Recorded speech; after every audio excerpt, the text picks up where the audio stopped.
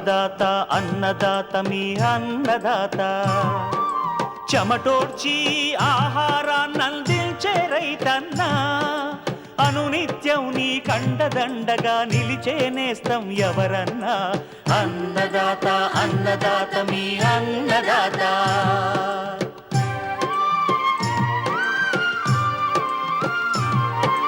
నూతన రీతుల సాగుబడికి నూరింతలు పెరిగే దిగుబడికి సూచనలిచ్చే సస్య రక్షణకు పశు పోషణకి శాస్త్ర విజ్ఞానం అందించి ముందుకు నడిపే తెలుగు రైతు భారతదేశానికి మకుటం అయ్యేలా తీర్చిదిద్దే ఆశయంతో మిమ్ము మేలు కొలిపేది అన్నదాత అన్నదాత అన్నదాత మీ అన్నదాత అన్నదాత అన్నదాత మీ అన్నదాత.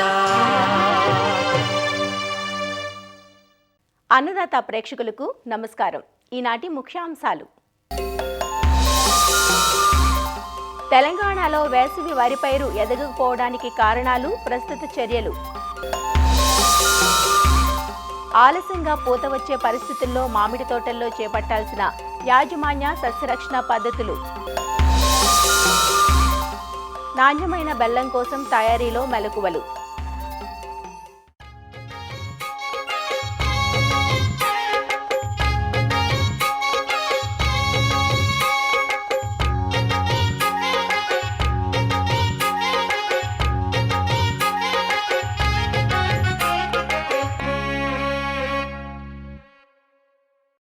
తెలంగాణలో వేసవి వరి పైరు ప్రస్తుతం చాలా చోట్ల నాటిన 20 నుంచి 30 రోజుల దశలో ఉంది.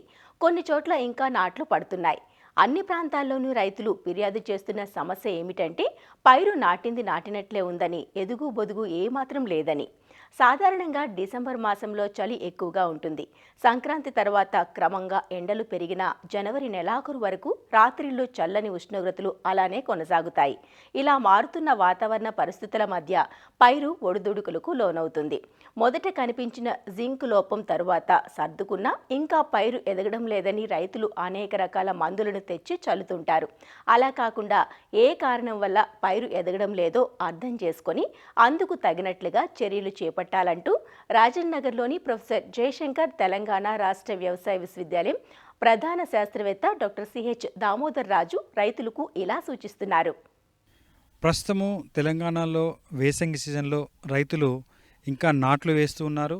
తర్వాత కొంతమంది రైతులు నాట్లు పూర్తి చేసుకొని వరి పిలక దశలో ఉంది. చాలామంది రైతులు అడుగు మందుగా కాంప్లెక్స్ కానీ డిఏపి కానీ వేసిన తర్వాత నాటు వేసేటప్పుడు కానీ నాటు వేసిన వెంటనే కానీ ఒక 25 కిలోల యూరియా తప్పనిసరిగా వేసుకోవాలి. ఎందుకంటే మీరు వేసే కాంప్లెక్స్లో కానీ డిఏపిలో కానీ నత్రజని ఏదైతే ఉందో అది పూర్తిగా మొక్కకు సరిపోదు. కాబట్టి దాంతోపాటుగా ఒక 25 నుంచి 30 కిలోల యూరియాను నాటు వేసేటప్పుడు కానీ నాటు వేసిన వెంటనే కానీ వేసుకోవడం మంచిది. ఇంకొకటి, ప్రస్తుతం రైతులు చెప్పే వరిలో సమస్య ఏంటంటే వరి వేసినట్టుగానే ఉంది, పెరుగుదల లేదు. కొన్ని ప్రాంతాలలో ఆకులు పసుపు వర్ణంలోకి మారుతూ ఉన్నాయి, కొన్ని ప్రాంతాల్లో ఆకులు ఎండిపోతున్నాయి, కొన్ని ప్రాంతాలలో వరి కుదుర్లే ఎండిపోతున్నాయి, వరి చనిపోతూ ఉంది అని. దీనికి చాలా కారణాలు ఉన్నాయి.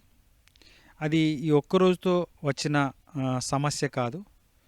రైతులు చేసే వివిధ యాజమాన్య పద్ధతుల వల్ల ఈ సమస్య ఉత్పన్నమవుతుంది.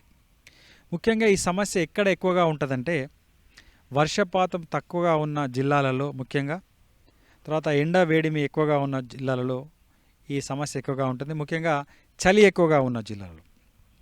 ఇలా అవడానికి అతి ముఖ్యమైన కారణం 2 కారణాలు మనం చెప్పవచ్చు. ఒకటి, తక్కువ ఉష్ణోగ్రతలు అంటే చలి వల్ల రాత్రి వేళల్లో ఉష్ణోగ్రతలు తక్కువగా ఉండడము, తర్వాత సంక్రాంతి వరకు డే టైంలో కూడా ఉష్ణోగ్రతలు తక్కువగా ఉండడం. ఇలాంటి పరిస్థితులలో ఈ పెరుగుదల అనేది తక్కువగా ఉంటుంది. ముఖ్యంగా సంక్రాంతి నుంచి డే టైం టెంపరేచర్స్ పెరుగుతాయి కాబట్టి సంక్రాంతి నుంచి పెరుగుదల అందుకునే అవకాశం ఉంటుంది. సో అప్పటి వరకు మొక్కకు కావాల్సిన నత్రజని మనం మొత్తం అందించాలి. కాబట్టి మొదటి దఫాగా మనం 25 నుంచి 30 కిలోల యూరియా నాటు వేసేటప్పుడే వేసుకోవాలి. తర్వాత ఇంకొక ముఖ్యమైన విషయం ఏంటంటే వేసంగిలో పోషక లోపాలలో జింకు లోపం ఎక్కువగా వచ్చే అవకాశం ఉంటుంది. ముఖ్యంగా చౌడు ఉన్న ప్రాంతాల్లో జింకు లోపం తప్పనిసరిగా వచ్చే అవకాశం ఉంది. కాబట్టి అడుగు మందుగా కానీ స్ప్రే రూపంలో కానీ 2 గ్రామ్స్ జింక్ సల్ఫేట్ను 1 లీటర్ నీటి చొప్పున కలుపుకొని స్ప్రే చేసుకోవడం కానీ, లేదంటే 1 ఎకరానికి ఒక 10 కిలోల జింకు అడుగు మందుగా వేయడం కానీ తప్పనిసరిగా చేయాలి. అయితే ఈ ఎండిపోవడానికి, ఈ పెరుగుదల లేకపోవడానికి, ఈ ఆకులు పసుపులో మారడానికి మనము వివిధ రకాల కారణాలను అన్వేషించినట్లయితే ముఖ్యంగా ఒకటి చలి ప్రభావం అయితే ఇంకొకటి చౌడు ప్రభావం. అయితే కొన్ని చౌడు లేని ప్రాంతాలలో చలి ఉన్నప్పటికీ మనకు పంట చేలు పెరుగుదల తక్కువగా ఉంటాయి, కానీ ఈ ఆకులు ఎండిపోవడము, తర్వాత మొక్కలు చనిపోవడం అనేది తక్కువగా ఉంటుంది. అదే చౌడు కూడా ఉన్నట్లయితే మనకు ఈ చలి చౌడు రెండు కలిసినప్పుడు పూర్తిగా పసుపులోకి మారడము, పెరుగుదల లేకపోవడము, తర్వాత ఆకులు ఎండిపోవడము, పూర్తిగా మొక్కలే చనిపోవడము, కుదుర్లే చనిపోవడము జరుగుతూ ఉంటుంది. దీనికి కారణాలు ఏంటంటే భూమిలో ఉన్న ఉప్పు. అది కాకుండా లేని దగ్గర కూడా మనము కొన్ని యాజమాన్య పద్ధతుల లోపాల వల్ల, ముఖ్యంగా ఈ దమ్ము చేసే పద్ధతిలో ఉన్న లోపం వల్ల కూడా మనకు సంవత్సరము సీజను ఈ యొక్క చౌడు అంటే ఈ సల్నిటి ఉప్పు శాతం పెరుగుతూ ఉందన్నమాట. ముఖ్యంగా రైతులు ఏం చేస్తున్నారంటే ఈ కేజ్ వీల్స్ ద్వారా బాగా లోతుగా పడ్లింగ్ చేయడం, లోతుగా దమ్ము చేయడం, నీళ్లు ఎక్కువగా పెట్టి లోతుగా దమ్ము చేయడం వల్ల ముఖ్యంగా మనకు వరికి ఒక జానెడు లోతు వరకే మనకు వరిలో ఏర్లు పోతాయి. జానెడు లోతు వరకు కనుక మనము మెత్తగా దమ్ము చేసుకుంటే సరిపోతుంది. కానీ రైతులు ఒక మూరెడు అంతకన్నా ఎక్కువగా లోతుగా మనకు కేజ్ వీల్స్ ద్వారా వాళ్ళు వెనుకకు ముందటికి బాగా నీళ్లు పెట్టి దున్నడం వల్ల ఈ జానెడు కన్నా కింది పొరలలో ఉన్న ఉప్పు అంతా కూడా నీళ్ళలో కరిగి దున్నిన తర్వాత సాయిల్ సెటిల్ అవుతుంది, నీళ్ళు పైకి వస్తాయి. కాబట్టి ఆ నీళ్ళతో పాటుగా ఈ అడుగు పొరలలో ఉప్పు కూడా పైకి వస్తుంది. అదే వర్షాకాలం అయితే కనుక పైనుండి వర్షాలు పడతాయి కాబట్టి అడుగు పొరలో ఉప్పు వచ్చినప్పటికీ పైనుండి పడ్డ వర్షాల వల్ల ఆ ఉప్పు డైల్యూట్ అయ్యి, అంటే ఆ ఉప్పు శాతం తగ్గి వర్షపు నీళ్ళ ద్వారా మనకు పెద్దగా మొక్కలు చనిపోవడం లేదు. అదే ఏసంగిలో మాత్రం పైనుంచి వర్షాలు ఉండవు, ముఖ్యంగా బోర్ నీళ్ళు వాడతారు. బోర్ నీళ్ళల్లో కూడా ఈ ఉప్పు శాతం ఎక్కువగా ఉంటుంది, బావి నీళ్ళల్లో కూడా ఉప్పు శాతం ఎక్కువగా ఉంటుంది. బాగా లోతు దున్నినప్పుడు అడుగు పొరల నుంచి నీళ్ళతో పాటుగా ఉప్పు పైకి వస్తుంది. తర్వాత రాత్రిపూట ఏమో టెంపరేచర్స్ తక్కువగా ఉంటాయి, చలి ఉంటుంది. డే టైంలో ఉష్ణోగ్రతలు ఎక్కువగా ఉండడం వల్ల ఆ ఎవాపరేషన్ అంటే నీళ్లు ఆవిరైపోతుంటాయి. దానివల్ల ఈ ఉప్పు శాతం బాగా పెరిగి మొక్కల పెరుగుదల ఆగిపోవడం, మొక్కలు మన పశువనంలోకి మారడం, అదేవిధంగా ఉప్పు శాతం ఇంకెక్కువైనప్పుడు మీకు మొక్కలు చనిపోవడం జరుగుతూ ఉంటుంది.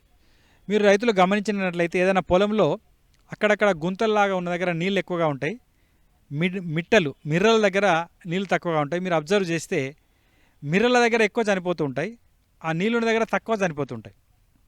అంటే ఏంటంటే ఆ గుంతల దగ్గర ఆ నీళ్లు నిలిచిన దగ్గర ఏంటంటే ఉప్పు శాతం తక్కువగా ఉంటుంది, ఎందుకంటే నీళ్ళ వల్ల ఉప్పు డైల్యూట్ అవుతుంది. ముఖ్యంగా వేసంగిలో ఈ చలి ప్రభావం ఉన్నన్ని రోజులు మీరు పొలంలో నీళ్లు మెయింటైన్ చేయడం ద్వారా ఉప్పు యొక్క సమస్యను కొంచెం తగ్గించుకునే అవకాశం ఉంటుంది. ఈ చౌడు యొక్క సమస్య వల్ల చనిపోయే దాన్ని తగ్గించుకునే అవకాశం ఉంటుంది. అంటే మీరు మొక్కలు చనిపోతున్నప్పుడు పొలంలో నీళ్లు మెయింటైన్ చేయాలి ఒకటి. తర్వాత ఇంకొకటి సేంద్రియ ఎరువులు బాగా వాడాలి. ముఖ్యంగా పచ్చిరొట్ట ఎరువులు కానీ, వేపపిండి కానీ, లేదంటే వర్మీ కాంపోస్ట్ కానీ, పశువుల ఎరువు కానీ, ఇవి వాడడం వల్ల మీకు చౌడు ఉన్నప్పటికీ, ఉప్పు శాతం ఉన్నప్పటికీ అది తగ్గే అవకాశం ఉంటుంది. ఎప్పుడైతే రాత్రిపూట ఉష్ణోగ్రతలు కూడా పెరుగుతాయో, ఎప్పుడైతే సంక్రాంతి తర్వాత ఉష్ణోగ్రతలు పెరుగుతాయో ఆటోమేటిక్గా మీకు వరి దాని యొక్క పెరుగుదల అందుకుంటుందన్నమాట, గ్రోత్ మామూలుగా అవుతుంది. తర్వాత రైతులు కేజీల్స్ ద్వారా లోతుగా దున్నడం మానేసి తక్కువ బరువున్న ట్రాక్టర్తో, తక్కువ బరువున్న రోటవేటర్తో మామూలుగా డ్రైగా ఒకసారి కల్టివేటర్ వేసుకొని ఒక 2 నుంచి 3 అవసరమైతే 4 సార్ల ఈ లైట్ వెయిట్ రోటవేటర్తో కనుక మీరు చేసుకున్నట్లయితే మీకు వరికి ఎంత లోతు వరకు అవసరమో అంతే లోతు వరకు దమ్ అవుతుంది. తర్వాత ఈ ఉప్పు శాతము అడుగు పొరల నుంచి వచ్చే అవకాశం లేదు. ఈ విధంగా క్రమంగా మీరు ప్రతి పంటకు చేసినట్లయితే ట్రాక్టర్ దిగబడడం అనేది తగ్గిపోతుంది, ఉప్పు శాతం కూడా తగ్గిపోతుంది, తర్వాత మీకు డీజిల్ ఖర్చు, డ్రైవర్ మీద ఆ స్ట్రెయిన్ కూడా తగ్గిపోతుంది. క్రమక్రమంగా మీ భూమిలో ఈ మొక్కలు చనిపోవడము, ఆకులు ఎర్రబడటము, తర్వాత పసుపులోకి మారడం అనేది క్రమక్రమంగా తగ్గుతుంది. ఇది ఒకే సీజన్ వల్ల తగ్గదు. ఈ విధంగా మీరు మీ యొక్క దమ్ము చేసే విధానంలో మార్పు చేసుకుంటే కొంతవరకు ఈ యొక్క మొక్కలు చనిపోవడాన్ని తగ్గించుకోవచ్చు.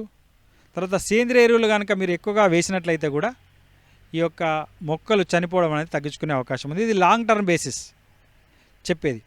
వెంటనే ఉపశమనకు మాత్రం మీరు పొలంలో నీళ్లు మెయింటైన్ చేయడం, తర్వాత జింక్ స్ప్రే చేయడం అనేది 2 grams per liter చేసుకుంటే సరిపోతుంది.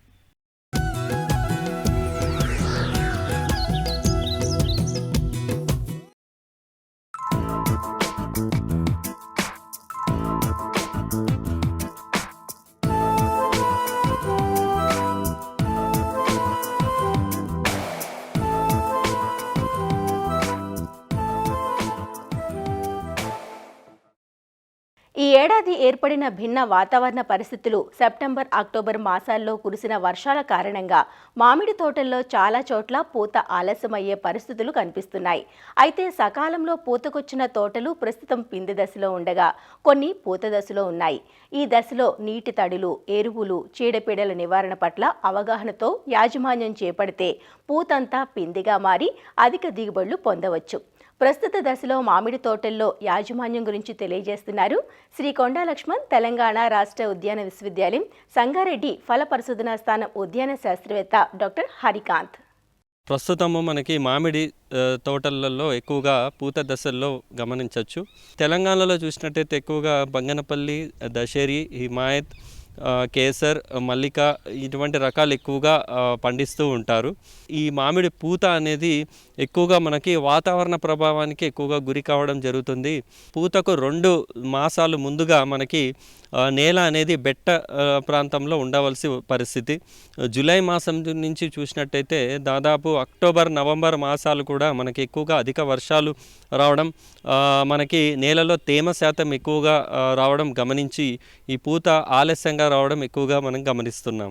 ఈ మధ్య కాలంలో ఎక్కువగా చలి తీవ్రత అనేది ఎక్కువగా పెరగడం, రాత్రి చలులు చూసినట్టయితే మనకి 16 degrees కంటే తక్కువగా ఉండడం వల్ల పూత అనేది రాకపోవడం, అంటే పూత మొగ్గగా ఏర్పడి ఆ మొగ్గ తర్వాత విచ్చుకోవడానికి అది దాని యొక్క వేడి అనేది సరిపోకపోవడం జరుగుతుంది.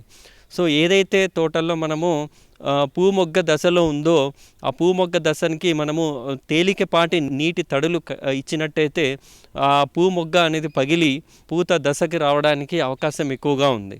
కొన్ని తోటల్లో మనము చూసినట్టయితే మన ఎండిపోయిన కట్టెలు కానీ ఇవన్నీ కాల్చి పొగ ఏర్పరిచి ఈ పొగ వల్ల కూడా మనకి పూత అనేది చాలా బాగా వస్తుంది. 13045 అదేవిధంగా 05234 10 గ్రాముల చొప్పున 2 కలిపి పిచికారీ చేసినట్టయితే పూత మంచిగా వచ్చే అవకాశం ఎక్కువగా ఉంది. ఈ మిశ్రమాన్ని మరొకసారి పిందె మనకి దశల్లో వేసినట్టయితే కాయ ఎదుగుదలకి మంచి దోహదపడుతుంది. తోటల్లో పోషక విలువలు కూడా చాలా ముఖ్యము.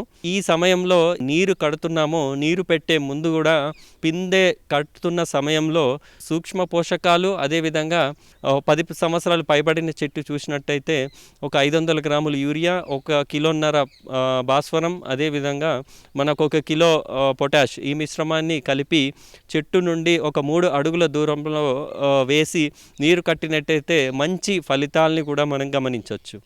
కొన్ని తోటల్లో చూసినట్టయితే సూక్ష్మ పోషక లోపాలు కూడా ఎక్కువగా చూస్తూ ఉంటాం.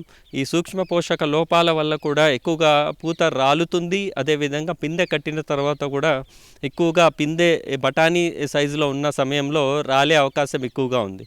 సో వీటి నివారణ కూడా మనము ఫార్ములా 4 అనే మందుని 5 గ్రాములు 1 లీటర్ నీటికి కలుపుకొని పిచికారీ చేసినట్టయితే పూత సమయంలో మరి విధంగా పిందె ఎదుగుదల సమయంలో ఇచ్చినట్టయితే మంచి ఫలితాలని చూడొచ్చు. కొన్ని తోటల్లో చూసినట్టయితే పూత రాలుతుంది అని గమనించిన ఎడల నాఫ్థలిన్ అసిటిక్ యాసిడ్ అనే మందు దొరుకుతుంది. అది ప్లానోఫిక్స్ అనే రూపంలో కూడా మనకి మార్కెట్లో లభ్యమవుతుంది. 4.5 ml ఒక 25 లీటర్ నీటిలో కలిపి పిచికారీ చేసినట్టయితే ఈ పూత రాలే శాతాన్ని, అదేవిధంగా పిందే సమయంలో కూడా మరొకసారి చేసినట్టయితే మనకి దీన్ని అధిగమించవచ్చు. పూత సమయంలో మనం ఎక్కువగా తేనె మంచు పురుగు అనేది ఉధృతి ఎక్కువగా గమనించడం జరుగుతుంది. పూత యొక్క రసాన్ని పిలిచేసి మొత్తం తేనె లాంటి పదార్థాన్ని విసర్జించి మనకి మసిమంగు తెగులు కూడా ఎక్కువగా వచ్చే అవకాశం ఉంది.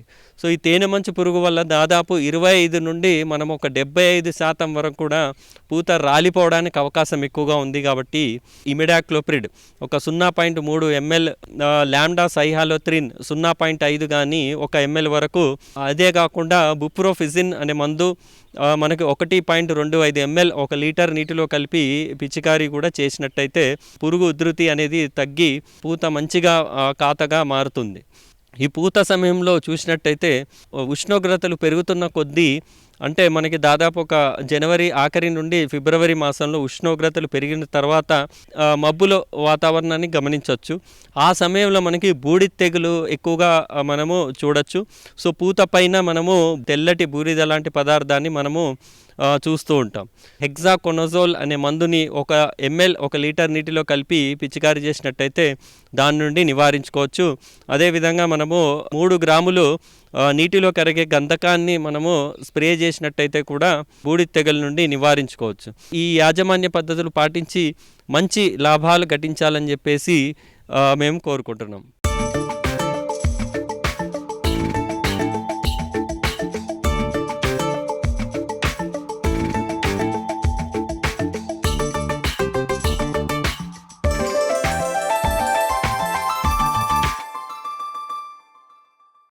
పెద్ద పండగ అంటే చాలు తీపి తప్పనిసరిగా ఉండాల్సిందే. పంచదారతో పోలిస్తే ఆరోగ్యానికి మేలు కావడంతో పంచదారకు ప్రత్యామ్నాయంగా బెల్లాన్ని ఎక్కువగా ఇష్టపడుతున్నారు. అందుకే చాలా ప్రాంతాల్లో బెల్లం కోసం చెరుకును పండించుకుంటూ స్వంతంగా మార్కెట్ చేసుకుంటున్నారు. సేంద్రియ బెల్లానికి కూడా మార్కెట్లో మంచి డిమాండ్ ఉంది. అసలు బెల్లం తయారు చేసుకోవాలనుకునే రైతులు రకాల ఎంపిక నుంచే జాగ్రత్తలు తీసుకుంటే బెల్లం మరింత నాణ్యంగా ఉంటుంది. బెల్లం ఎన్నో రూపాల్లో, ఆకృతుల్లో మార్కెట్కు చేరుతుంది. బుట్ట బెల్లం, కుందులు, అరస బెల్లం ఇలా ఎన్నో ఆకృతుల్లోనే కాదు, పసిడి ఛాయ, ఎరుపు, లేత పసుపు ఇలా 3-4 రంగుల్లో ఉంటుంది. మనం తినే బెల్లం నాణ్యమైనదిగా, ఆరోగ్యానికి సురక్షితమైనదిగా ఉండాలంటే సాగుతో పాటుగా బెల్లం తయారీలోనూ సరైన జాగ్రత్తలు తీసుకోవడం ఎంతైనా అవసరం. సోడా, సున్నం, హైడ్రోజ్ వంటి రసాయనాలను మోతాదు మించకుండా సిఫార్సు చేసిన మోతాదులోనే వాడాలి. మరి బెల్లం నాణ్యత కోసం తయారీలో ఎలాంటి జాగ్రత్తలు తీసుకోవాలో ఆచార్య ఎన్జీ రంగా వ్యవసాయ విశ్వవిద్యాలయం, శ్రీకాకుళం జిల్లా నైరా వ్యవసాయ కళాశాల అధ్యాపకులు డాక్టర్ చిన్నమనాయుడు ద్వారా తెలుసుకుందాం. బెల్లం మన అందరికీ చాలా సుపరిచితమైనటువంటి తీపి పదార్థం. పరిశుద్ధమైనటువంటి ఇంత ఆరోగ్యకరమైన బెల్లం తయారు చేసేటప్పుడు కూడా రైతులు కొంచెం శ్రద్ధ పెట్టాల్సిన అవసరం ఉంది. మంచి నాణ్యమైనటువంటి చెరుకుని ఎంపిక చేసుకోవాలి. అంటే చెడిపోయిన చెరుకు కానీ, ఏదైనా ఎలకలు కొట్టేసిన చెరుకు కానీ, జబ్బు పట్టేసిన చెరుకు కానీ బెల్లం తయారీకి వాడితే ఆ బెల్లం క్వాలిటీ కూడా అలాగనే ఉంటుంది. అదేవిధంగా సరిగ్గా మెచ్యూరిటీ అంటాం మనం, 18 నుంచి 20 బ్రిక్స్ రీడింగ్ వచ్చిన రసం కనుక బెల్లం తయారీకి వాడితే మనకు నాణ్యమైన బెల్లం తయారవుతుంది. ఎక్కువ కాలం పాటు నిల్వ ఉంటుంది. బెల్లం వాడేటువంటి గానుగులు కూడా మనం చూసుకుంటే అడ్డం క్రషర్లో వేస్తే మనకి ఎక్కువ రసం దిగుబడి వస్తుంది. క్రషర్ నుంచి వచ్చిన రసాన్ని మళ్ళీ మనకు ఒక ఫిల్టర్, స్ట్రైనర్ అంటారు, గల్లాల్లో వేసి అందులో ఉండే మలినాలని, చెత్తను కూడా వేరు చేయడం, ఇలాగ ఈ ప్రాసెస్ మొదలు పెట్టాలి. రసం తాలూకు వద్దని చూచుగా 5.8 కన్నా పైన ఉంటే మంచి బెల్లం తయారవుతుంది. 5.8 కన్నా తక్కువ ఉంటే కనుక బెల్లం నిల్వ ఉండదు, సరిగ్గా గడ్డ కట్టదు. కాబట్టి మీరు రసం తీసిన తర్వాత ఒకసారి లిట్మస్ పేపర్స్ అని ఉంటాయి, మనం కనుక చూసి అది 5.2, 5.3 ఉంటే 5.8కి వచ్చే విధంగా దానికి కొంచెం సున్నం యాడ్ చేస్తూ పోతే రసం తాలూకా నాణ్యత పెరుగుతుంది, వద్దని చూచుగా పెరుగుతుంది. మనకి మంచిగా బెల్లం తయారవ్వాలంటే పెనం తాలూకా పరిమాణం ఎలా ఉండాలంటే 2.4 మీటర్ల నుంచి 2.7 మీటర్లు, అంటే అంత వైశాల్యం కలిగి ఉండాలి. లోతు చూసుకుంటే 45 సెంటీమీటర్లు ఎత్తుండాలి. గోడలేమో 16 గేజ్ ఐరన్తో కానీ అల్యూమినియంతో చేసుకునేటట్టు ఉండాలి. కింద ఉన్నటువంటి పెనం తాలూకు అడుగు భాగం 18 గేజ్ ఐరన్తో తయారు చేసుకోవాలి. అంటే ఈ విధంగా ఆ పరిమాణాలు కానీ అవన్నీ ఉంటే మంట పెట్టేటప్పుడు సరిగ్గా మంట తగిలి రసం బాగా మరగటానికి ఆస్కారం ఉండి మనకి 2 గంటల్లోనే ఒక పెనం నుంచి బెల్లం తయారైపోతుంది. చాలామంది రైతులు ఏంటంటే నాణ్యమైన బెల్లం అంటే రంగు ఉండాలి, తెల్లగా ఉండాలి అనుకుంటారు. దానికోసం ఏం చేస్తారంటే హైడ్రోస్ అనేది ఎక్కువగా కల్పిస్తున్నారు రైతులు. హైడ్రోస్ అనేది ఆరోగ్యానికి హానికరం. అది ఎక్కువ హైడ్రోస్ ఉందంటే అది మీరు బెల్లం కనుక మీరు రుచి చూస్తే చేదుగా ఉంటుంది, ఇసుకలా కనిపిస్తుంది. తర్వాత హైడ్రోస్ కలిపిన బెల్లం చూస్తే ఒక 2-3 నెలల్లోనే నీరు పట్టేసి చివుకుపోయినట్టు అయిపోయి నాణ్యత కోల్పోతుంది. అనకాపల్లి వ్యవసాయ పరిశోధనా స్థానం వాళ్ళు మనకి ఇచ్చినది ఏంటంటే 1 క్వింటా బెల్లం కనుక తీసుకుంటే అందులో 7 గ్రాముల వరకు హైడ్రోస్ పరిమాణం ఉంటేనే అది నాణ్యమైన బెల్లంగా గుర్తించమన్నారు. 400 లీటర్ల రసం కనుక తీసుకుంటే మీరు దానికి 100 గ్రాముల హైడ్రోస్ కనుక కలిపారనుకుంటే మనం బెల్లం తయారైన తర్వాత అందులో 5 నుంచి 10 గ్రాముల వరకు సల్ఫర్ డయాక్సైడ్ అంటారు, గంధకం అనేది పోషక మూలకం ఉంటుంది. అది ఉంటే మనకి ఆరోగ్యానికి మంచిది. కానీ రైతులు రంగు ఎక్కువ రావాలని చెప్పేసి కేజీలు కొద్ది కలిపేస్తున్నారు. కేజీన్నర హైడ్రోస్ కూడా కలిపేయడం జరుగుతుంది. అంటే అందులో ఈ గంధకం పరిమాణం, ఈ సల్ఫర్ డయాక్సైడ్ తనకు పరిమాణం ఎక్కువైపోతే అది మనం తినే వాళ్ళకి ఆరోగ్యకరంగా చాలా నష్టం కలుగుతుంది. కాబట్టి ఎట్టి పరిస్థితుల్లో కూడా బెల్లం తయారు చేసేటప్పుడు మనం రంగు వస్తుందని చెప్పేసి ఎక్కువ హైడ్రోస్ వాడకూడదు. అది రైతులు గమనించుకోవాలి. ఈ మరుగుతున్నప్పుడు ఈ మలినాలను అవి తీయడానికి కూడా చాలామంది కెమికల్స్ కలిపేయటం వేరే చేస్తుంటారు. అలా కాకుండా ఈ వృక్ష సంబంధిత పదార్థాలు అంటే బెండ గుజ్జు అంటాం, బెండ గుజ్జుని కలుపుకోవడం కానీ 400 లీటర్లు లేదా 600 లీటర్ల రసం వేసామనుకుంటే 600 ml ఈ గుజ్జులు కానీ లేదంటే కనుక ఈ మునగాకు రసం కానీ లేదంటే కలబంద రసం కానీ కలిపితే అది మనకు అందులో ఉన్న మలినాలు అన్నింటినీ కూడా తయారుకొట్టేస్తుంది. అప్పుడు మనం ఆ జల్లెడలు ఉపయోగించుకొని మలినాలన్నీ తీసేస్తే మనకు నాణ్యమైనటువంటి బెల్లం అనేది తయారవుతుంది. ఒకవేళ మరుగుతున్నప్పుడు కనుక ఎక్కువ పొంగు వచ్చింది అనుకుంటే కనుక నువ్వుల నూనెని కొద్దిగా యాడ్ చేస్తుంటే ఆ పొంగు తగ్గిపోతుంది. రైతు స్థాయిలో ఈ ఉష్ణోగ్రతను చూడడానికి సెల్సియస్ మీటర్స్ ఉంటాయి, థర్మోమీటర్స్ పెట్టుకుంటే మనకి సరైన బెల్లం తయారంటే 118 డిగ్రీలు అంటాం. ఆ వేడిలో కనుక మంట తగిలితేనే మనం రసం బాగా మరిగి నాణ్యమైన బెల్లం తయారు చేయడానికి ఆస్కారం ఉంటుంది. అప్పుడు అంతవరకు మరిగినటువంటి బెల్లాన్ని దింపి తర్వాత మనం ఈ చల్లార్చే ప్రక్రియ అంటాం. చంద్రికలతో కనుక మనం అలాగా ముద్ద కట్టకుండా తిప్పుతూ ఉంటే అదొక 45-50 నిమిషాలకి బెల్లం అంతా కూడా చల్లారుతుంది. అలా తయారైనటువంటి బెల్లాన్ని మనకు కావలసిన రూపాల్లో కొంతమంది కుండలు, కేజీ కుండలు, 2 కేజీలు, 8 కేజీలు కుండల్లో వేస్తారు, కొంతమంది చెక్కీల రూపంలో వేస్తారు. మరి బెల్లం కూడా ఎక్కువ రేటు రావాలనుకుంటే పెద్ద దిమ్మలు 8 కేజీలు 10 కేజీల దిమ్మలు కాకుండా 1/4 కిలో, అర కిలో బ్లాక్స్ రూపంలో చిన్న పరిమాణంలో కనుక మీరు సరఫరా చేసి సరైనటువంటి ప్యాకింగ్ చేసుకొని కనుక ఈ సూపర్ మార్కెట్లో కనుక ఇస్తే అక్కడ మనకి కేజీ బెల్లం మామూలుగా 40-45 రూపాయలు ఉంటే ఈ బ్లాక్స్లో చేసిన మందు ఇది మనకి కొంచెం డబుల్ రేట్ కూడా వచ్చేటువంటి ఆస్కారం ఉంటుంది. మరిన్ని విభిన్న అంశాలతో రేపటి అన్నదాతలో మళ్ళీ కలుసుకుందాం. నమస్కారం.